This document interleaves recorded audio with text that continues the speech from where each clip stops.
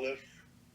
I'm a Assiniboine, Grovant, or now they say Nakoda and Iitaanɔɔn'i, and born 1955.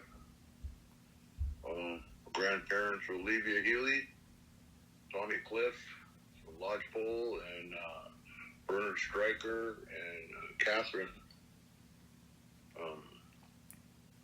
Stryker Stiffarm from Hayes.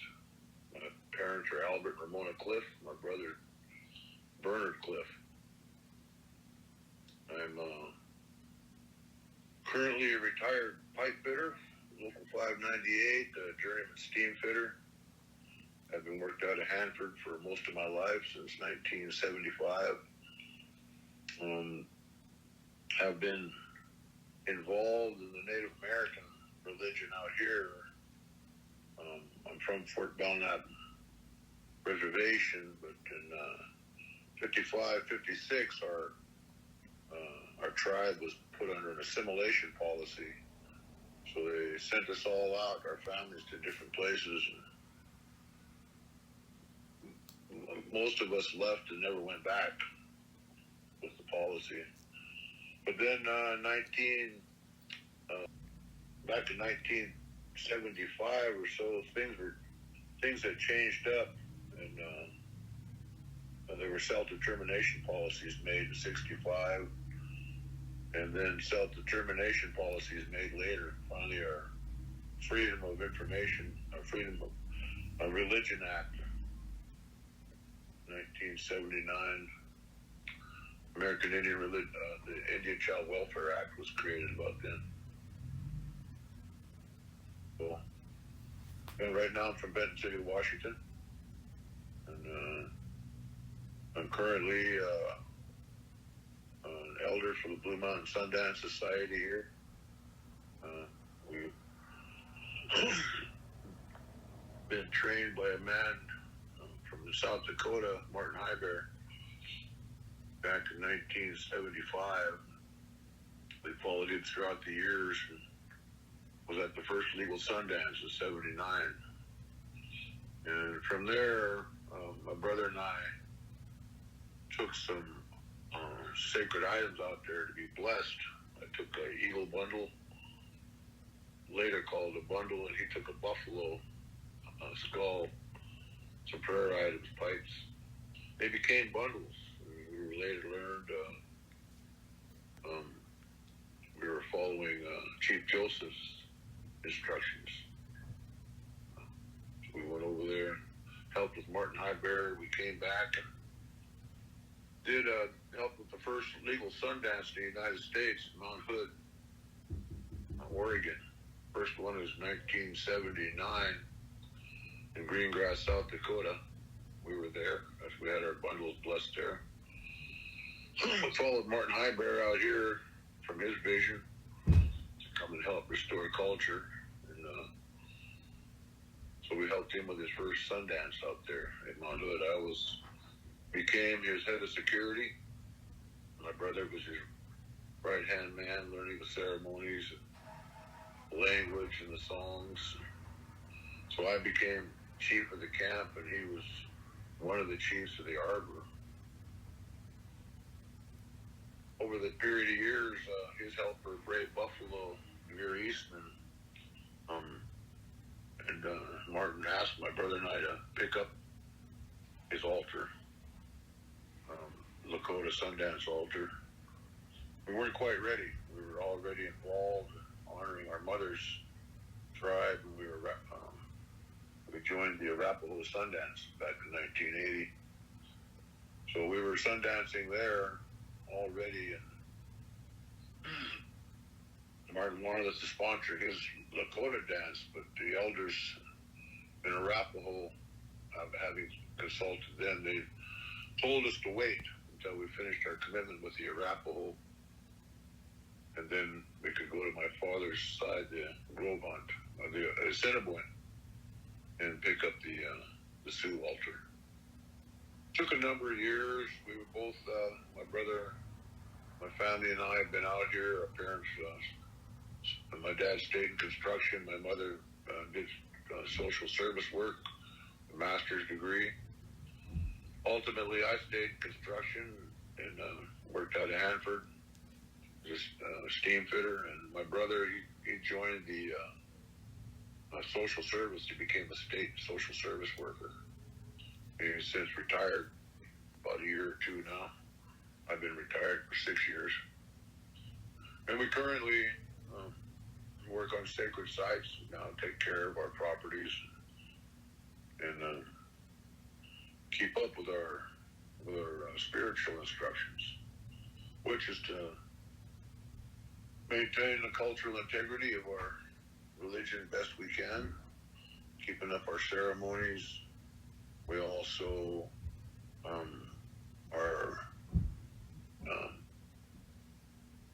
we represent the tribes, the sacred sites out here. We restored the Kennewick Man, took about 22 years, but we did get him back, found out DNA is the same. Quite a story there. We also restored a place called Sand Creek Massacre Site. It took about 22, 24 years to get that restored, but we did get it back and protected. I'll go back and take a picture with me. Okay. So we do a lot of sacred site work. We restored some federal land north of us here. They turned into a nuclear site. 250 square miles of land. We got it, the government to restore it back to its last blade of grass under the American Indian Religious Freedom Act and Native American Graves Repatriation Act. So it forced them to do what's called the waterways cleanup for Wenatchee, and eventually involved sacred sites clear to Yellowstone up on the Snake River. Ultimate agreement to purify the waterways back to what they were before radiation, oil, and that was involved. So there's a lot of good work to be done yet.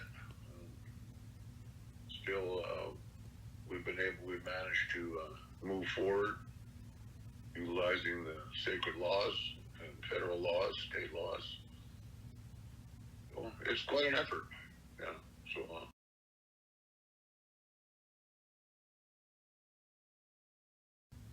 I do.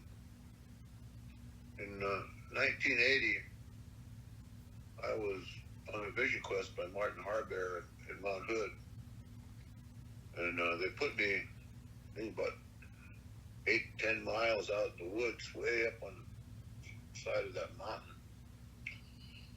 And I was on a 2 to 4 day vision quest up there, first time. And when the time came, he told me I'd have a dream or a vision that would instruct me. And later that second day, I had a dream. I fell asleep in my altar. And I woke up and there was a guy with a lawnmower in my dream, and he was cutting the grass and he was mowing everything. And I said, "What are you doing?" I said, "I'm up here on a sacred vision quest." He says, "I'm just here cleaning up." And he said, "Besides that, you gotta go." I said, "What do you mean I gotta go?" He said, "What you're looking for isn't here." And he took his lawnmower and he started going over my pipe, and I grabbed it, picked it up, and he mowed up all my ties in my dream. I woke up and I still had my pipe yet, and I thought, wow. Martin said there'd be a sign like this. Said, "My instructions are not here. My instructions are down the mountain." And when I went up there, I went to find, what is my purpose in life? Who am I? And I was afraid of the dark, learning all the white ways, teaching me about evil and all that terrible stuff made me afraid of the dark. And I wanted to get rid of that fear. So I gathered up my stuff. I had a buffalo robe my family had for generations. My father slept under that buffalo robe. I had my brother's buffalo skull with me that I had blessed in Greengrass, South Dakota, just that year. my eagle bundle that I had just had blessed in green grass. We offered flesh for, and I wasn't going to leave it on that mountain, so I started walking down to where my helper was, and he was gone. He took off to town. He figured I was going to be up there another day or so, so he went to go get something. I don't know. He left. I was alone up there, 8 miles away from camp, up on logging roads. I remembered my way in. Then it got dark. So I wasn't going to leave that robe, so I threw the buffalo robe around my neck. I grabbed the buffalo skull, put my eagle bundle on top of that with my pipe, and took my camping gear, threw everything on. And off I went with my walloot stick. And it got dark, and all of a sudden I couldn't hardly see the road, so I used my stick to find the edge of the logging road. As I was coming down, I heard something big, and it really had a strange smell. It was huge. Come up alongside me, and I knew it was Bigfoot. Could hear him. Crunch, crash. He was coming up, and I could hear the grunt. And I told him, brother, I said, do whatever you got to do. I got a long ways to go. So I just took off. And that big fella followed me all night. I found the sides of the road. Then when I come to the side of an opening, I do what my dad taught me. I go to an opening, and when the sun hits it, the moss will grow on the north side. So that's how I kept finding my direction. I found the left, right, and the left roads. Early in the morning, I was coming out, and I heard some wolves coming out of the canyon. They were just yipping and howling. I knew, man, I was carrying that buffalo robe. They might want to tear that up and tear me up. So I said, hey, brother, I said, you've been following me all night. I said, take care of them dogs. Help me out here. I'm almost to camp. Then whoosh, man, I heard and I seen a flash of this heading off. It hit the creek. When running up there, roar, I heard a huge roar, and mad dogs were flying all over, and they started yipping, and away he went. He was right on her tail. I came into camp early that morning, Sundance camp up at Mount Hood, carrying that robe, carrying that skull. When I came into camp, they were shocked. Well, you're not supposed to bring yourself off that mountain. You could get killed or get hurt, get lost. I said, well, no. I said, I had helpers. I knew what I was doing. I had to come off there. The Spirit sent me home. So I was sitting there. I did my sweat lodge and met Medicine Man, Brave Buffalo, and the Sundance leader, Martin Highbear. They were sitting around. And John went over there, my helper. I said, go see what's going on over there. So he went over and he come back. He says, well, brother, he says, good news and bad news. He said, good news is they got your name over there. I said, well, I heard them laughing and shaking their heads. I said, why is that? He said, well, he says, your name is carries the buffalo. Tatonka Hiuhamani. Because you carried that buffalo off that mountain all night. You didn't leave it. You wouldn't leave it. You carried that buffalo, and they said, the bad news, it means to carry tradition. That all your life you're going to carry tradition, and that's a hard burden to bear. It's a big burden. But buffalo means tradition. So they named me Tonka Hiuhamani, carries buffalo. So from 1979 till then, I've been commissioned to maintain the cultural integrity of the Native American religion. I live by it, I maintain it, and I'll always maintain that integrity. That's my name.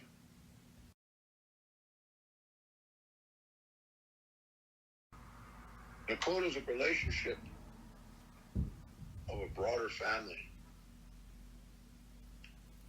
Our Nakoda family, part of us come really from the Assiniboine, Lakota, Nakoda, Dakota, Miniconjou, Ojibwe, Siston.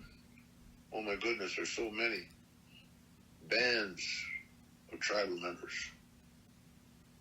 Way back in the day, when we became Nakoda,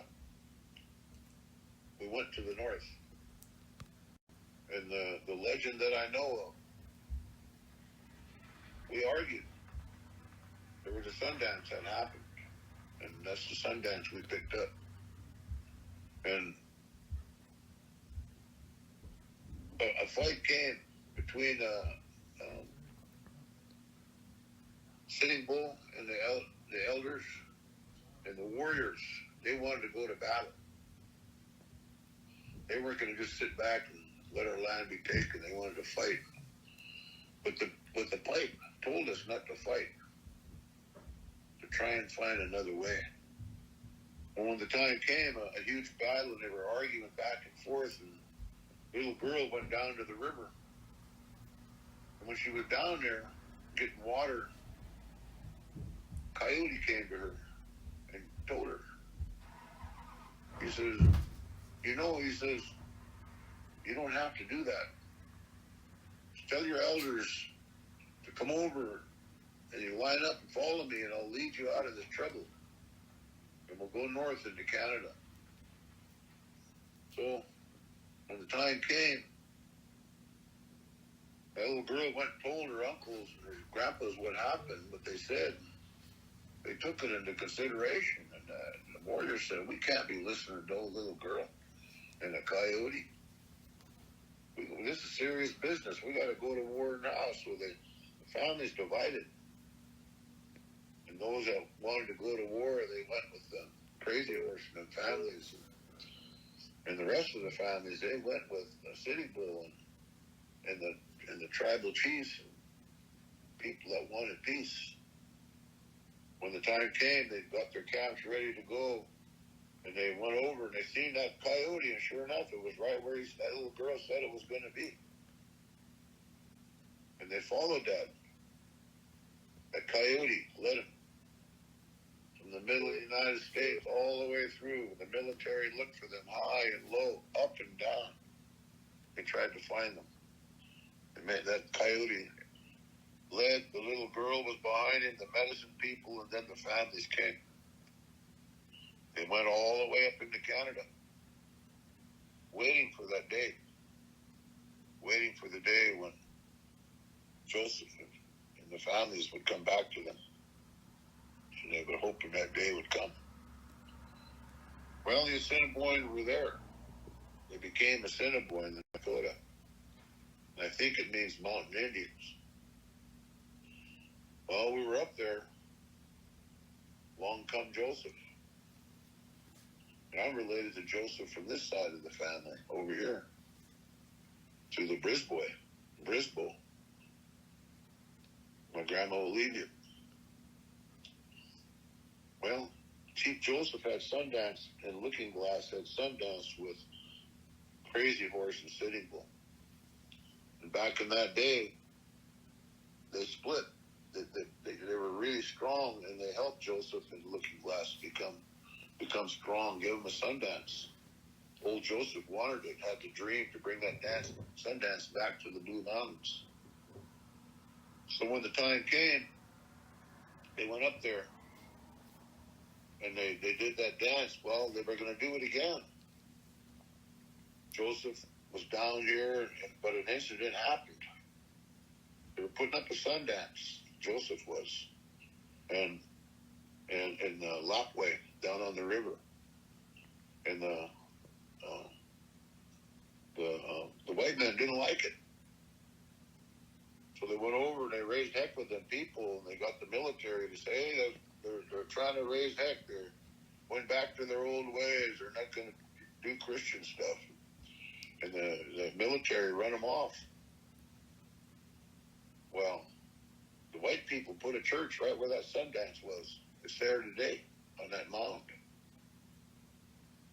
They chased them to Wallowa Lake. They were over there putting up a dance. And this lady named, oh my goodness, Beatrice Miles. She told me, one of the great nieces of Looking Glass. She says they were there putting up that Sundance at the end of Wallowa Lake, between the stream and the mountain, the hill.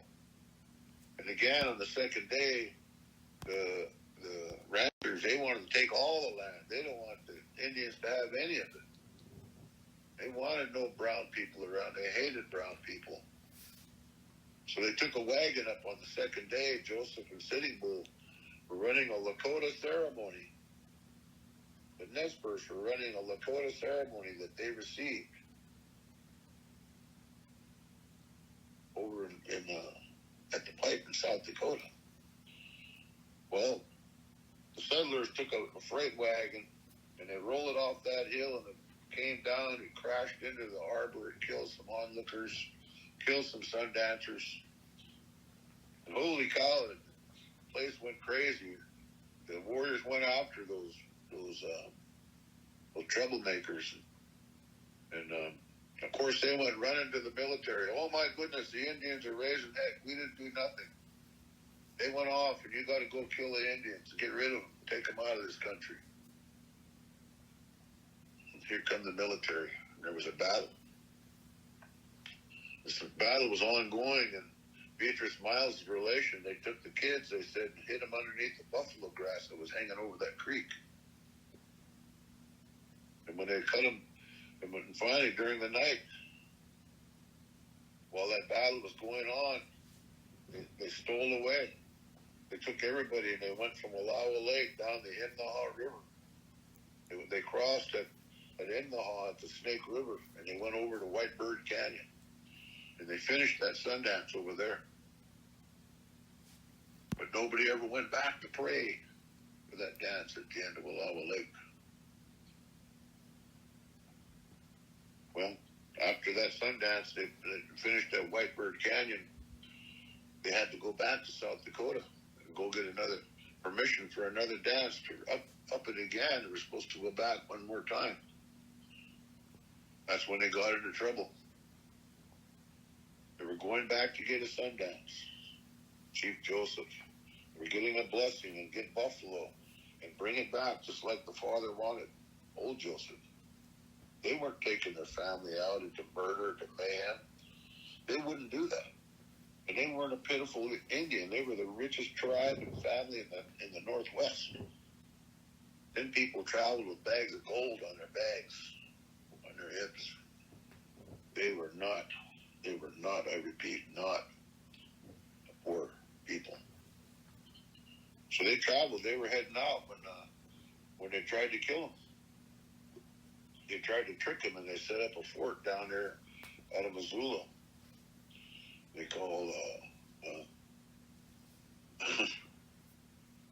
a stupid name.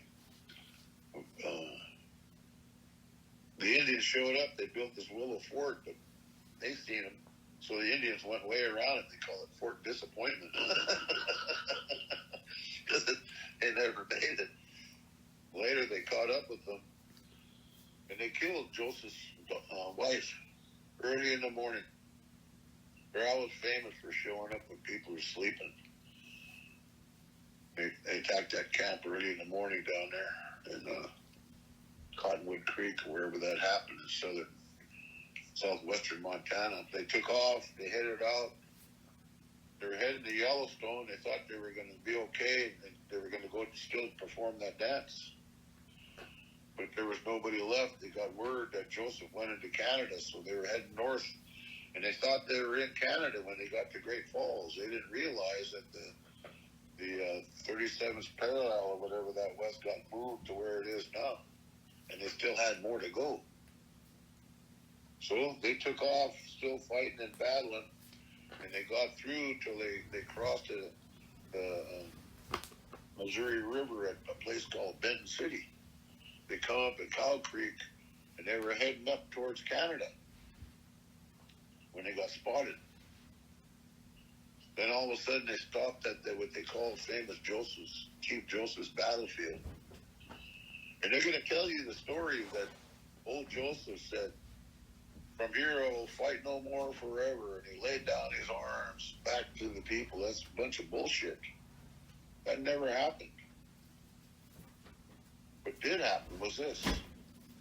Old Joseph was a medicine man. He was a peace chief. He never picked up guns and fought anybody. That was Looking Glass's job, his brother, and the other warriors. They stayed back. They fought. Chief Joseph never surrendered to nobody. He was with them, and he sent back, and when he went, they sent him with the families. He went with the elders and the medicine people into Canada. And he was in Canada for a year and a half after that battle. The one-armed general went crazy, going back and forth on that border, waiting for Joseph to come back, because he told everybody he had killed him, and he had surrendered to save face. He went and got old Joseph's body, or who he thought was Joseph's body, at the end of Wallowa Lake, which isn't his body. It got switched. And he took that bones up there to the Canadian border, and he sent word into Sitting Bull's camp. Tell Joseph I have his father here, and I'll destroy these bones. I'll desecrate him right here. I'm told what kind of desecration he would do to him. So, at that point, after a year and a half, Joseph came back. After Chief Joseph's battle. And just now gave himself up. Him and some of the warriors and the women who wanted to go back to that camp, go back to Wallowa Lake, they came back. Some were allowed to go, but most of them were all taken down. They say that they put Joseph in the middle of a cattle train, tied him in the center, chained him to the center on his knees. That's the way he rode to Oklahoma. That was the glory of Chief Joseph. Well, the elders said, wait. Sitting Bull and the elders, they felt pretty bad about it. They never got to finish that dance, and the Canadians wouldn't allow them to run that ceremony. So they said, wait, two brothers will show, like before. One carrying an eagle and one carrying a buffalo, just like Joseph and Looking Glass. So in 1979, when me and my brother showed up, they said, here's those brothers. They came back for that dance with Martin Heiber. So they blessed me and my brother's buffalo bundle and my eagle bundle. And said that you're going to be back again, just like the other brothers, Joseph and Looking Glass. Only you're weak now and we're strong, but when that time comes, you're going to be really strong and we're going to be weak. So 1997 came. Our medicine man died in 95. He gave us the pipe and told us, take it to Greengrass, go get the Sundance, the altar. So we did. We went back there. Stanley was waiting for me at the White Buffalo Calf Pipe building. He said, the pipe told me you were coming. I'm going to take you in here right now. He took me into that 8-sided building, the White Buffalo Calf Pipe. He said, lay your pipe down on top of this White Buffalo Calf Pipe. And I did. He said, now lay your head there. Man, I put my hands on there and they just ached. They almost burned when I put my hands on it. And when I touched down, I was praying to Creator, it's me, Tatonka, heal him on, he carries the buffalo, bless these spirits. Grandfather, hear my prayer. And when I touched that bundle with my forehead, holy Jesus, like the earth ripped loose, and my heart just poured out, the tears just came. I could feel the anger and the sadness and the pain of my ancestors. But I could feel the beauty and the gifts of the medicine and the culture and the ceremony.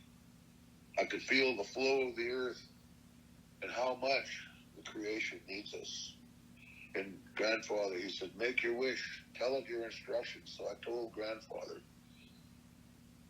I'm here asking permission for the White Buffalo Calf Pipe for the Sundance ceremony, for repatriation. I'm asking for our world to live in peace and happiness and health. I'm asking for understanding and kindness, compassion for our creation to come together. Grandfather, I pray that our world may live.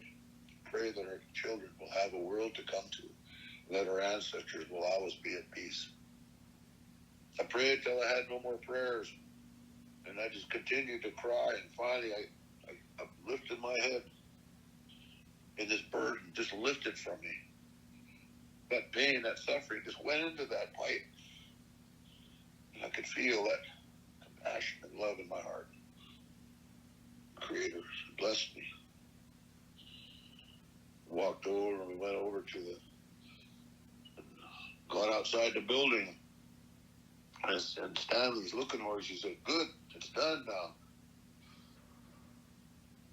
He said, "No." He said, "Mom's got a big meal waiting for us." So, geez, we went up to his house, and man, Cecilia had a big old, just a big buffalo. She had really nice potato salad, pies, fry bread. Oh my goodness, she really put out a feast. We prayed, we blessed. We had a really wonderful time in front of his house. And then when the evening time was coming, he said, "Now come on in, grandson." He said, "Now give me your instructions." So I went in the house and I told him how Martin had asked us to come and pick up that Sundance, asking his permission. I said, "But you know, Grandpa," I said, "I don't know why you called us back here, why you want us back here. I don't know that." I said, "But I'm here humbly asking permission from my family to move ahead. Dance the only way that we know to live, the Sundance way. Grandfather, uncle, I'm asking your permission to move ahead." And he said, "Nephew," he says, "we called you back here for a reason." He says, "Yes." He said, "We're going to give you that permission to move ahead." He says, "But the permission to do that doesn't rest on whether you're Nakoda or whether you talk the language or whether you Sundance 10 times or 20 times. It doesn't rest on the fact of whether your family is traditional in this way and is a powerful people.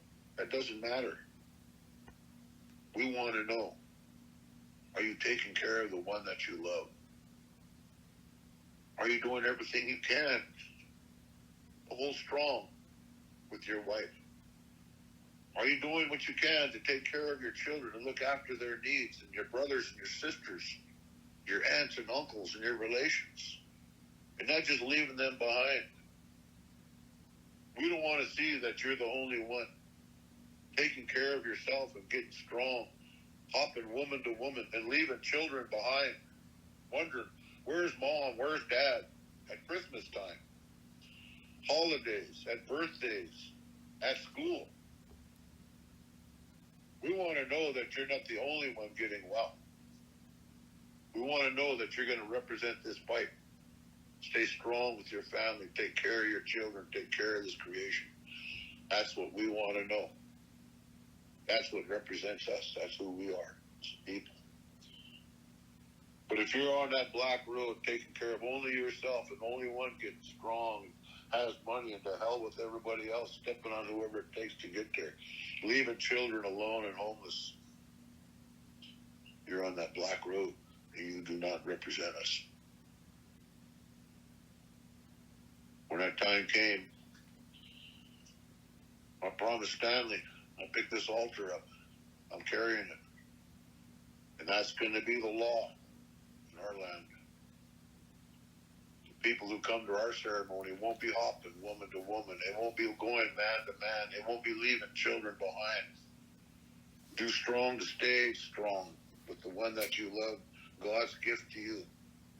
Don't abuse her. Don't hit her. Don't take from her.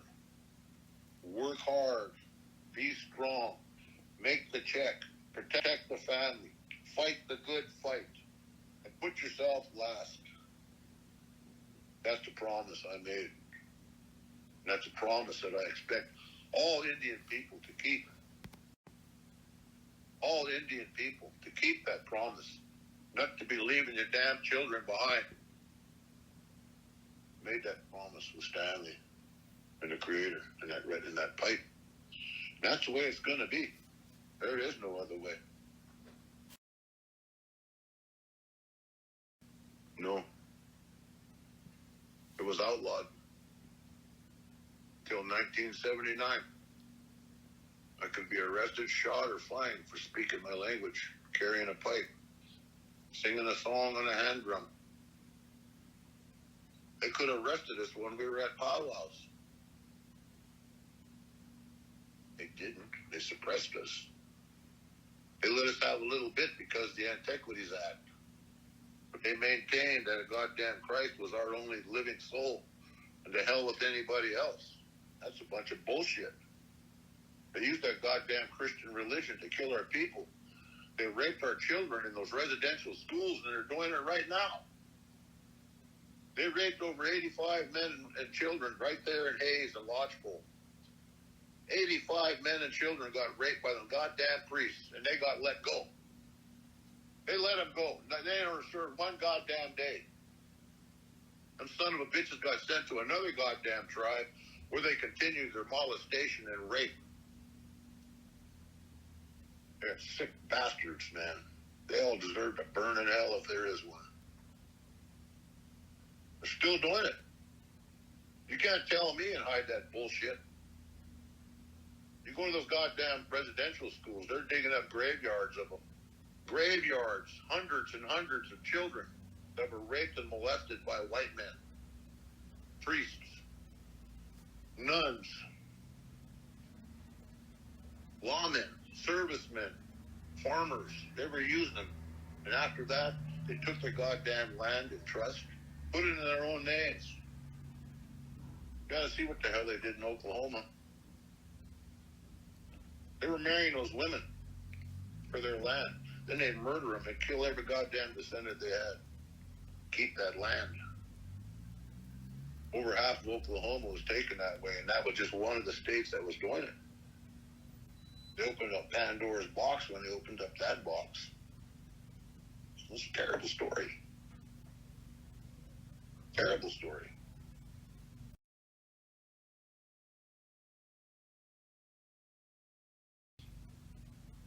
When I was a kid, my grandma Olivia Healy lived in Lodgepole. Her and John Healy owned that 100 acres behind north of the Lodgepole School. They donated that school, by the way, and I'm trying to get it back now. Fighting them in court. That's our land.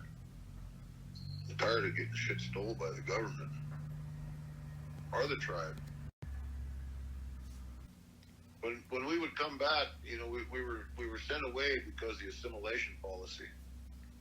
And I always remember coming back home. We'd come and visit. My dad would bring things home for your mom. You know, my grandpa was lost in Tommy Cliff, went to alcohol, and was lost to war in Pearl Harbor. But anyway, when I went back, her and John all treated us good. We'd stay summers with them on the reservation. My dad and mom would go travel around, work in construction. And I always remember how beautiful it was. I'd ride horses, Shetlands, at home on the res.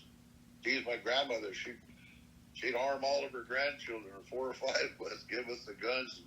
Okay, go get me some meat, she'd say. We go kill chicken heads. We get deer. We killed rabbits in the wintertime. God, I never remember there ever being harmful or anything, you know. It was just like to me, it was like heaven. My grandmother always cooked. There was drumming and singing, but what could be powwows, you know. She taught my brother how to dance. And I remember those good times like that. But then I also remember the terror.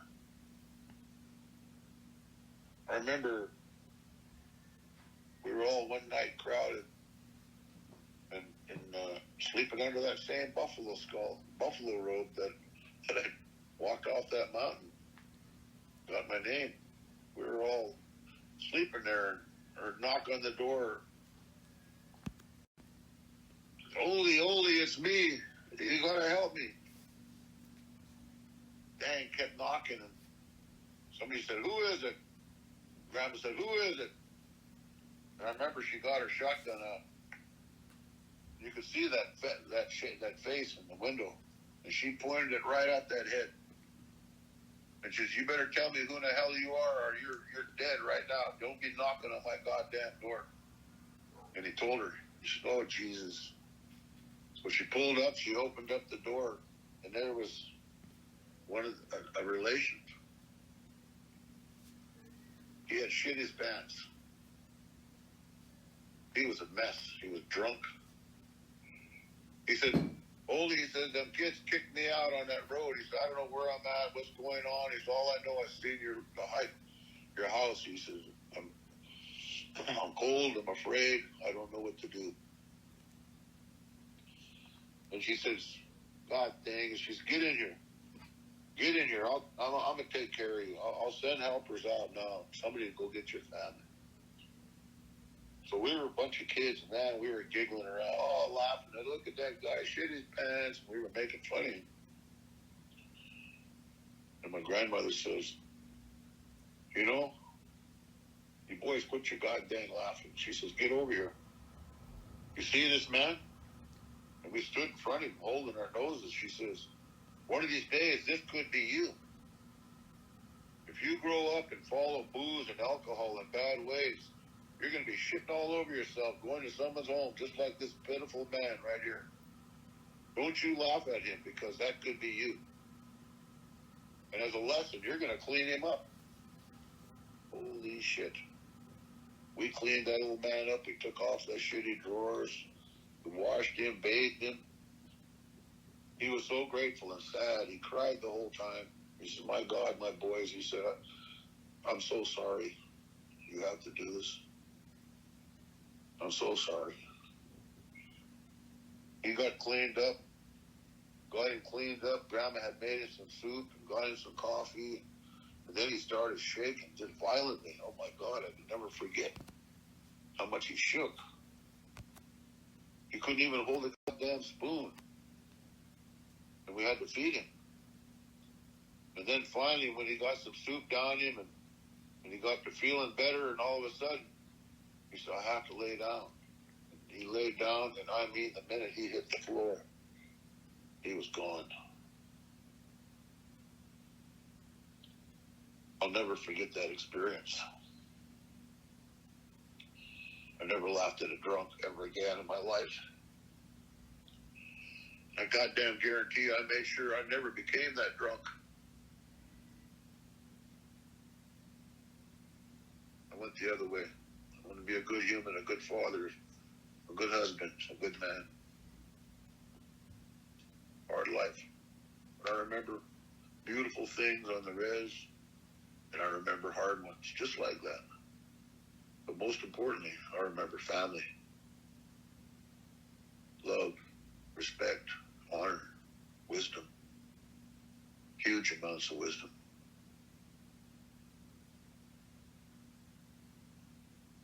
That's what I remember. Then I moved away. So I never spent my younger years there growing up with them people.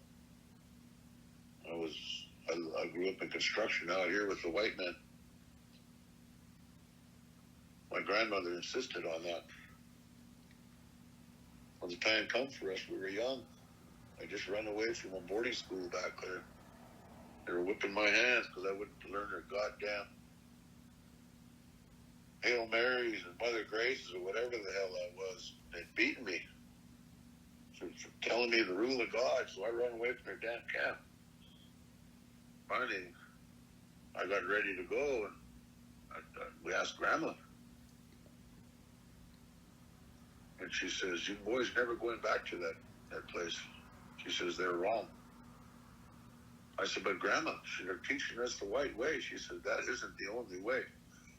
She said, "There are other things to learn." She says, "But," she says, "I want you boys to go out there and learn how to live in the white man's world."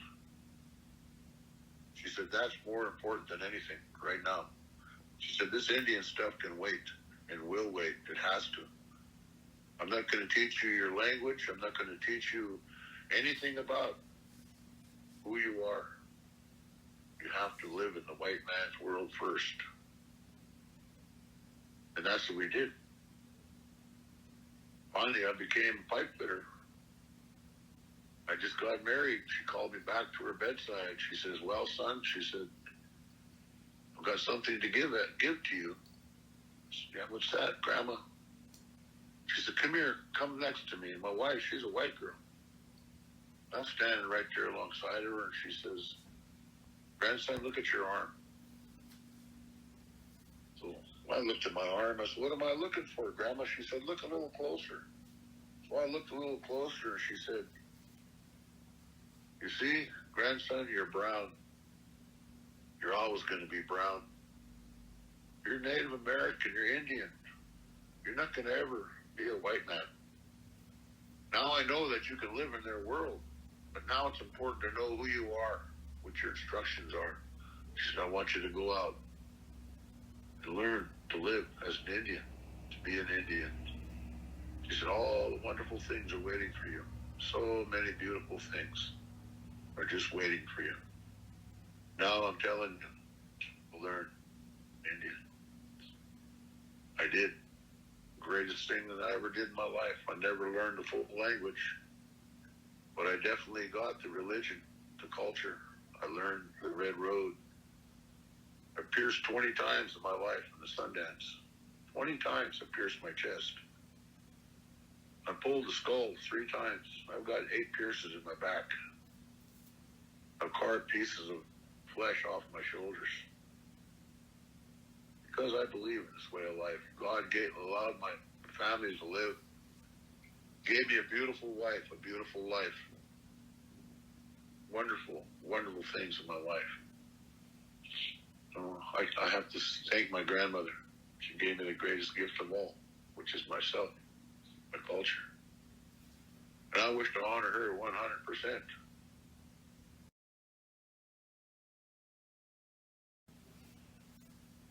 Understand that we did this to ourselves.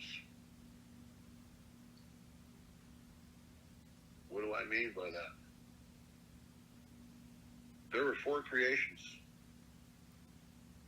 The first time when we came to this world, we came from the stars and the Pleiades. Why? We were sent out of there because we raised heck. We were mean to one another. Wouldn't get along. So we went to the red planet, to Mars. Did the same thing there. Wouldn't get along. We 90-degreed that planet, so they sent us to this rock. And we did it again 4 times. First time we were taken out by fire. The second time the lava covered us underground. The third time, Missoula floods and water came and wiped us out. And the 4th time, light-skinned greedy ones were sent across the blue water, came and took everything that we had, killed the complete spirit of our people, wiped us out, scattered across the seas of Turtle Island, Americas, like a tumbleweed rolling across the prairie, and we were lost to one another. White man just didn't show up and take shit over. They showed up and took it because we were doing this to ourselves. We were being hurtful to one another as human beings. So I'm telling the Nakoda, the Iitaanɔɔn'i people, to be kind to one another, to be graceful, compassionate, to be strong for the nation and the people. Don't be hopping from woman to woman, going man to man, leaving children behind you. Stand strong for the culture and understand we are the strongest nation minority in the world. We as a people have more rights than any human beings on earth. Any human beings. We have American Indian Religious Freedom Act. We have the Native American Graves Repatriation Act. We have the Indian Child Welfare Act that my mother created, Ramona Cliff. We have all these wonderful gifts that you need to know and you need to learn and educate yourself. I'm telling you what my mother told me. Don't cry about it. Don't whine about it. Get up and do something to change it. Learn the laws and use those laws to change the laws that are hurting us and move forward for our people. There's always happiness. There's always a good way. The bad people never win. The good humans always move forward. That's my message.